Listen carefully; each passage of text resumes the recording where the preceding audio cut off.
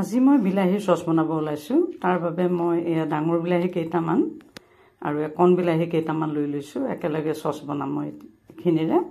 এতিয়া মই বিলাহীখিনি এটা ডাঙৰ কুকাৰ ল'লোঁ আৰু তাতে এই বিলাহী গোটেইখিনি মই এতিয়া পেলাই দিছোঁ, কাৰণ কুকাৰটোতে মই বিলাহীখিনি সিজাম। এইখিনি পেলাই দিলোঁ। দি পেলাই ইয়াতে অলপমান মই পানী দিছোঁ, অকণমান দিছোঁ সিজিবৰ জোখাৰে বিলাহীখিনি। তাতে এতিয়া কুকাৰটো বন্ধ কৰিলোঁ আৰু এতিয়া এয়া চাওক গেছটো জ্বলাই দিলোঁ, দি পেলাই কুকাৰটো পাতি দিলোঁ। এইখিনি মই এটা চিটি মাৰি ল'ম এতিয়া। এইটো ইতিমধ্যে চিটি মৰা হৈ গৈছে, এয়া চাওক সুন্দৰকৈ চিটিটো মাৰিছে। আৰু এই ঢাকনাখন খোলাৰ লগে লগে মই এয়া বিলাহীখিনি পুনৰ এয়া চাওক সুন্দৰকৈ সিজি উঠিছে। এতিয়া মই এই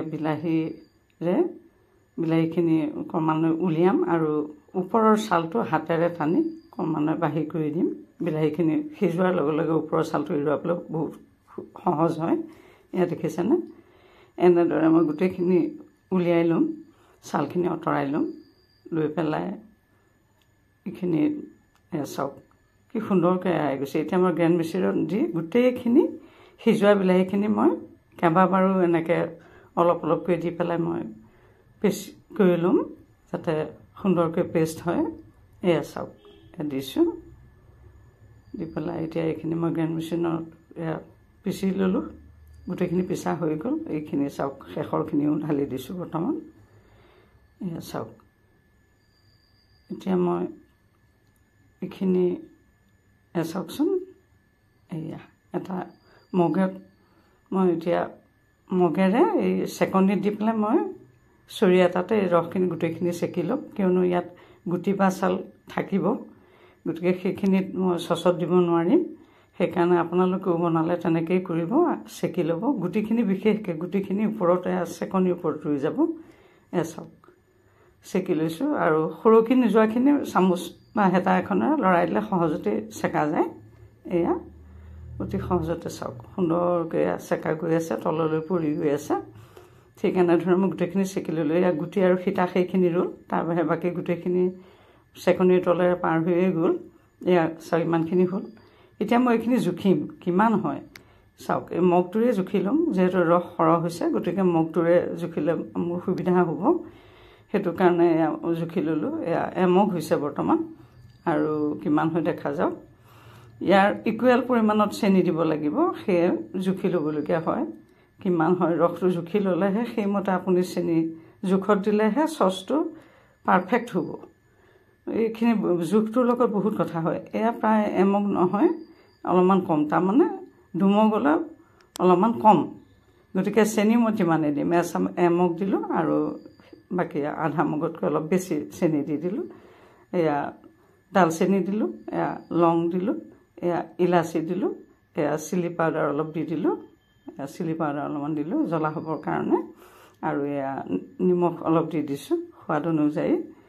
দি পেলাই এইখিনি মই অকণমান এনেকৈ ঘুটিম আৰু বাকীখিনি চাবৰ কাৰণে বোলো কিটচেনৰ মাজলৈ সোমাই যাওঁ। এয়া চাওক সুন্দৰকৈ ঘুটি লৈছোঁ। এয়া এতিয়া কিটচেনলৈ আহি গেছটো জ্বলাই দিলোঁ, তাতে এয়া কুকাৰটো পাতি দিলোঁ। এইখিনি এতিয়া সুন্দৰকৈ মই সিজাম লৰাম। এয়া বৰ্তমান উতলা আৰম্ভ হৈছে। গেছটো ল' পৰা মিডিয়াম ফ্লেমত মই ৰাখিছোঁ। বেছিকৈ দিলে এটা তেজপাত দি দিছোঁ। এয়া চাওক সুন্দৰকৈ উতলি গৈ আছে, কাৰণ জুইকুৰা অধিক টানকৈ দিলে পটককৈ হোৱাটোতো নহ'বই আৰু বস্তুটো পাৰফেক্ট নহ'ব।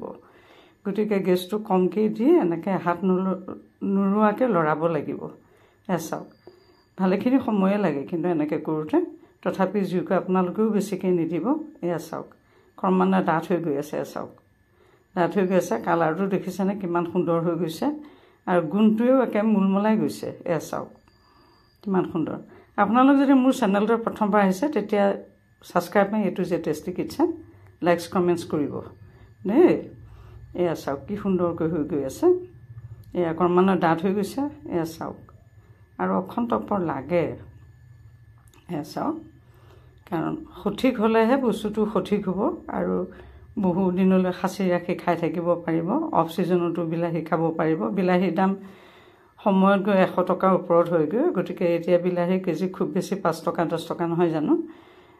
গতিকে এই সময়তে যদি আপুনি চচেত অলপ সৰহকৈ বনাই ল'ব পাৰে তেতিয়াহ'লে বছৰটো ভালকৈ খাই থাকিব পাৰে। তাৰ ভিতৰতে কোনোবাই দিওঁ বোলে ভিনেগাৰ অকণমান দি থ'ব পাৰে। ফ্ৰিজ নাথাকিলে তেনেকৈ ৰাখিলেও বহুত দিনেই থাকে। ফ্ৰিজ থাকিলে ভিনেগাৰ নিদিলেও চলে। এডাল হৈছে চাওক, টপ টপকৈ পৰিছে। এইয়া চাওক, এইয়া টপ টপকৈ পৰিছে। এইয়া মানে তেনেধৰণেই চাব লাগিব। মানে ফুটটো এনেধৰণেই চাবলগীয়া হয়। যদি ফুটটো বহুত ধুনীয়া ডাঠকৈ পৰে তেতিয়াহ'লে জানিব যে অলপ মানে হৈ গৈছে। কিন্তু আৰু অখন্তকৰ লাগে, কিয়নো অকণমান এইয়া চাওক, এইয়া অকণমানে ডাঠ হৈ আহিছে, তাৰমানে হেৰিটো হৈ গৈছে ইতিমধ্যে। এয়া এটা কথা মনত ৰাখিব, তলত একেবাৰে বহি যাবলৈ নিদিব, খালি হাত নলৰাকৈ লৰাই থাকিব লাগিব, তেতিয়াহে মানে পাৰফেক্ট হেৰিটো হ'বগৈ। গতিকে